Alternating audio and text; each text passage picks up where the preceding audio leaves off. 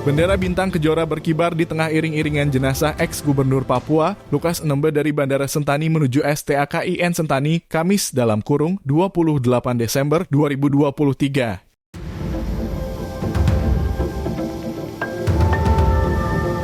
Massa juga meneriakan Merdeka, Papua Merdeka. Sebelumnya, Polresta Jayapura mengimbau untuk tidak melakukan iring-iringan, namun tak hiraukan.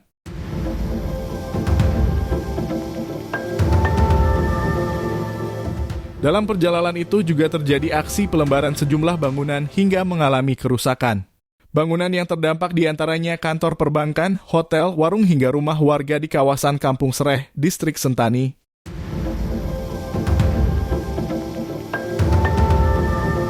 Aparat keamanan juga diserang dan kendaraan dirusak.